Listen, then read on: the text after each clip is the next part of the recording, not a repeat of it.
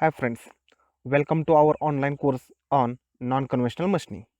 In today's lecture, we are going to learn about chemical machining. In this lecture, we'll cover introduction of chemical machining, then setup for chemical machining. Further, we'll go for detailed discussion about different steps for chemical machining, what are the process parameters. Then in continuation of this, we'll discuss different methods of applying maskants. At last, we'll highlight on advantages, limitations, and application. Let us start with the first point, that is the introduction. In ancient days, this process was used by artists for engraving the metals. However, they were unaware of how the process worked. Chemical machining is a process used for material removing purpose by dissolution in a controlled manner from the workpiece by the application of acidic or alkaline solution, that is etchant. Now their maskants, that is a chemical resistant coating, are used to cover the surfaces which are not to be machined. Maskants are the materials which do not allow etchant to penetrate through to reach the work material to dissolve it. This technique is quite useful for producing complex configurations in delicate parts that other would get damaged by the application of forces in case of the conventional machining process. So this is about the introduction.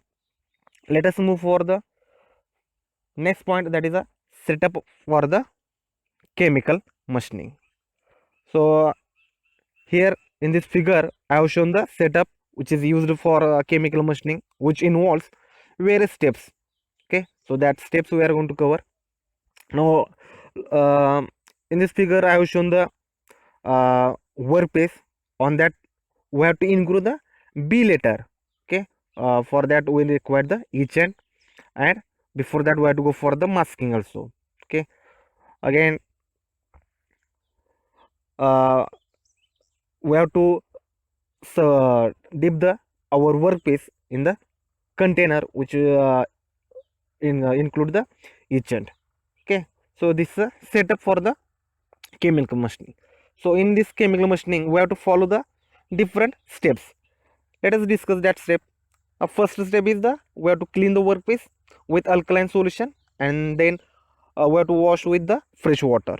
Okay, then we have to apply a thin coating of maskant by cut and peel method, or screen method, or by photoresist method.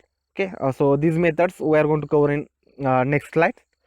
Then third step is we have to dip the workpiece in the etchant bath and let it be there for the desired duration of the time. Then we have to take out the workpiece from the etchant bath, and we have to remove the maskant layer if any. And at last we have to wash the workpiece thoroughly under the fresh water. Then we'll get the finished product. Now these are the standard steps for the chemical machining. Okay, now in chemical cleaning, that is first step. Why it is necessary? Because to ensure the proper adhesion of the masking material on the workpiece. In case of demonding of maskant, stray itching would occur. So the type of cleaning, it may be vapor degrading or alkaline etching, etc. To be used depend upon the kind of maskant and the kind of workpiece and required machine depth. Okay, so however, cleaning of this porous workpiece material is rather difficulty, okay, for the chemical machining. So to avoid uneven material removal from the workpiece, the precision we have to use either continuously spread, or the component we have to submerge in the etchant tank. Okay, so again, to increase the material removal rate, okay, etchant is agitated, and if necessary we have to heat the that etchant also. Now the strength of the etchant contaminated with the reaction products can be maintained by proper filtration, then addition of new chemical, as well as by periodically replacing a certain percent of the used etchant by the fresh one. Okay, so material removal during this chemical machining takes place both downward and lateral from the exposed area. So this I have shown in the second figure. So there you can see the that how we can remove the material from the downward and lateral area. Okay, the whatever the material removed from the upper side, so that first one we can say depth of cut or machined depth. Okay, while the lateral it is called the undercut. In the second figure you can see depth of cut we have shown here, and undercut also. The extent of the undercut depend upon the factors like depth of cut, the type of strength of the etchant, and the workpiece material. Okay, from process design point of view, the quantification of undercut is quite important. So this can be done by uh, one factor, that is each factor, and that each factor you can calculate by using the formula, that is undercut divided by the machined depth. So total machined depth and extent of the undercut are controlled by the controlling the immersion time in the etchant. Okay, to avoid the non-uniform machining, gas bubbles being involved during the process should not be allowed to get trapped. Okay, when etching is over, the part are cleaned either mechanically in case of the thicker and more durable mask, or chemically you can wash. Okay, that is more appropriate for the thinner mask and sophisticated parts. So this all procedure I have shown in the figure number 1. Okay, so in step 1 you have to take the workpiece, okay, which is chemically cleaned. Then we have to apply the mask. Okay, then we have to go for the uh, etching process, and at the last, that is step number 4, you will get the our final product. Okay, now the performance of chemical machining process is affected by the many process parameters, which are types of etchant, temperature of etchant, type of maskant, and method of applying the maskant, and method of circulating the etchant. Okay, so surface finish produced during the chemical machining is about 0.75 to 3.75 micron. So this is about the process parameter. Now let us discuss about the maskant. Actually, maskants are the substances which are used in the chemical machining for the protecting surface from chemical etching, okay, by etchant. So these maskants are basically of three types, or we can say methods of applying maskant. The first method is the cut and peel method, second is the screen printing, and third one is the photoresist maskant. So these are the techniques, or we can say methods, or maskant. Now let us discuss in detail one by one. Now first is the cut and peel method. So in cut and peel maskants, we have to use nephron, butyl, or vinyl based materials, okay, which are applied by either dipping the component in the tank or spraying the mask on the part, or we can go for the flow coating also. The thickness of coating usually ranges from 0.025 to 0.13 mm. Okay, so this maskant is first we have to apply to the entire surface, then it is cut and peel off from the selected area to be exposed to the etchant. So here I have shown the figure of the cut and peel maskant. So from figure you will get the, now here the scraping and peeling of the maskant is easily done by the hand using the uh, template as a guide. Okay, so because of large thickness of the layer of maskant, etching can be done as deep as up to 13 but accuracy is not high. Usually you will get accuracy plus minus 0.13 to plus minus 0.75 and it is usually depend upon the size and type of the component being produced.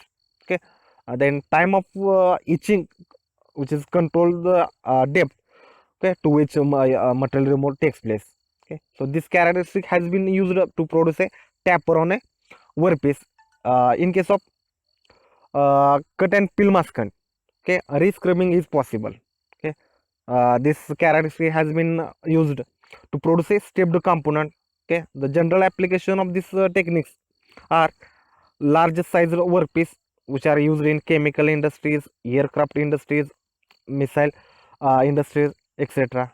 Okay, this technique is good for batch size production as well as for the products with a larger depth, more than the 1.5 okay, which is to be etched. Okay, so again, one more example I have shown here. Now in second example I have shown, we have to engrave the letter B on the workpiece, okay, using the cut and peel maskant technique. Okay, so you can see here in 3 steps I have shown. Now let us move for the next maskant or technique, that is a screen printing. Okay, this technique is good for high volume production with low accuracy, comparatively low etching depth, okay, less than 1.5 and for part size normally not more than 1.5 meter by 1.5 meter. In this method, a screen, usually stainless steel is used. Okay, the screen has the area blocked off, are to be selectively etched. Then we have to press the screen against the surface of the part and we have to roll up the maskant. Now you have to remove the screen and dry the part by baking. The exposed, or we can say unmasked area, is the one from which material is to be etched. Okay, so this is about the screen printing. Let us discuss about the last technique or maskant, that is a photo resist maskant. This technique has become very common nowadays and it is also called photochemical machining, PCM. This method is used to produce complicated but accurate shape. Okay, in this method again we have to follow the some successive operations which is we have to be carried out. So first step, or we can say operation is the we have to prepare the enlarged drawing of the part accounting for the effect of undercut. Then we have to go for the photograph the artwork and produce the reduced highly accurate photographic master transparency. That is or we can we have the alternative to this procedure is to use the laser pattern generator, which receives the design data from the CAD system and images or produces the feature directly onto the photo master frame. Okay, then third operation is the we have to the part to be chemical machined is thoroughly we have to clean to remove the dirt and oxides. Then we have to apply a thin coating of photoresist, that is a light activated agent resistant material. Okay, and we have to dry by the baking only. Then we have to hold the photomaster and workpiece together in intimate contact. Then through the small, or we can say the strong UV light through the photomaster on the workpiece, so that after development the coating is removed from the all areas where etching is to be takes place. Then the part are not chemical etching, stripped off residual photoresist, and we have to go for the inspection. Then accuracies of point not 25 and repeatability of the point not 5 are possible with the help of this technique. This is about the PCM technique or photoresist maskant. Okay, so now as we have seen the different techniques applying the maskant, now we'll discuss about the choice of maskant. Now it is depend upon the different factors in that that maskant should be resistant to the etchant. It should be easily removable after machining is over. Then it should not have any chemical effect on the workpiece. That is important, and it should be stable at the high temperature of the etchant bath. Okay, so these are the this is about the choice of the maskant. Now here in the second column in this slide, I have shown table regarding the maskant material for the various chemical machinery materials. So this table I have taken from the one literature. Here you can say for different work material you can use the different masking material. For example, for aluminum and alloy we can go for the polymer, butyl rubber and neoprene. Okay, or for nickel material you can go for the neoprene. For copper and alloy you can go for the polymer. So these are the different masking materials with respect to different workpiece material. Let us discuss about the etchant. Etchant dissolve the metal by changing it into a metallic salt. Okay, that goes into the solution. Some of the etchant are the APCl3. Okay, this can be used for aluminum, copper, nickel, and their alloys. Then we have the second, that is APNO3 for the AG. Then we have the HF for titanium and HNO3 for tool steel. Okay, other etchant used are chromic acid and ammonium persulfate. Okay, while selecting etchant, the factor that should be considered are surface finish, material removal rate, then depth of penetration, type of workpiece, type of maskant, damage to the workpiece by etchant, then availability and cost. These factors or points we need to consider during the selection of the etchant. Now again second table. So here we can see we have the column about the workpiece. Then in second column I have mentioned the etchant, which maskant we can use and what will the etching rate and what will be the etch factor. So take example of the aluminum. So for aluminum you can use etchant as APCl3 or NaOH, and polymer you can use as a maskant. So that time you can keep each rate between 0.013 to 0.025 mm per minute, and you can take each factor 1.5 to 2. Okay, so this is a statistic about the different workpiece and corresponding etchant maskant and their etching rate. Okay, so again this data I have taken from the one research paper. Now we'll discuss about the advantages and limitations of this chemical machining. Chemical machining can remove the metal uniformly. It is also possible to make tapered sheet and structure member with close tolerances and good surface finish. Also, highly skilled operators are not required for the chemical machining. Now, this process has certain limitations also. So, in that, only a few metals can be machined by this process because it is not possible to find appropriate etchant and masking for the other materials. Evolved gases collect under the maskant and result in a uneven etching of the work. So this is a drawback. Such gases, when they came out of the system, it will attack the surrounding equipment. Okay, so during this process, MRR is very low. Okay, so chemicals used are corrosive in nature and may be toxic as well. So as a result, it may be harmful. Again, one more limitation is that in case of this chemical machining of the alloys, differential machining rates results in poor surface finish. Further, MRR goes down because of the etchant get contaminated with the reaction product. So these are the limitations.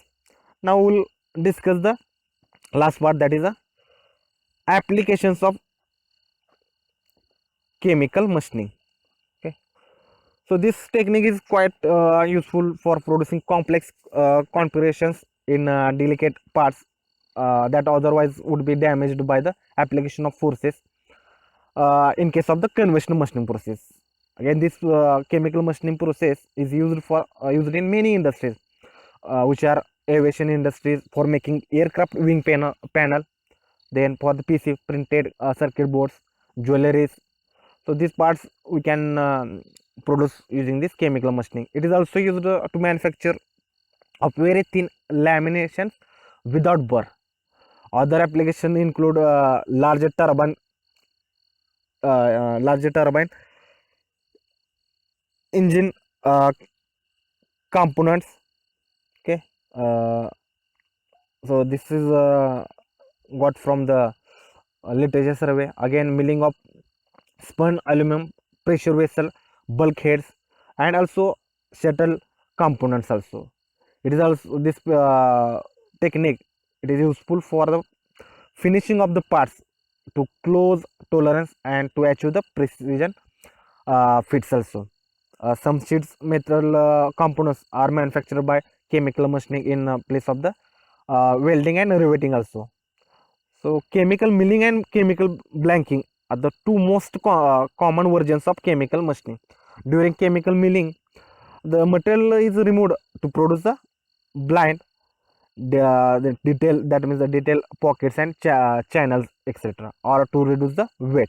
And during the chemical blanking, the details that usually penetrate the material, that is a holes, slot, etc., are produced. This is also the process of blanking complete parts from the sheet by chemical etching.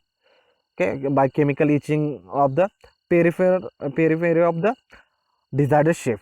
Okay, so these are the different applications of chemical machining. Hopefully you might have enjoyed the lecture. Then please do like the video and know your thoughts in comments. Please do share this video among your friends and don't forget to subscribe to our channel. After subscription you can press the bell icon to never miss the notification regarding our new videos. Thank you so much.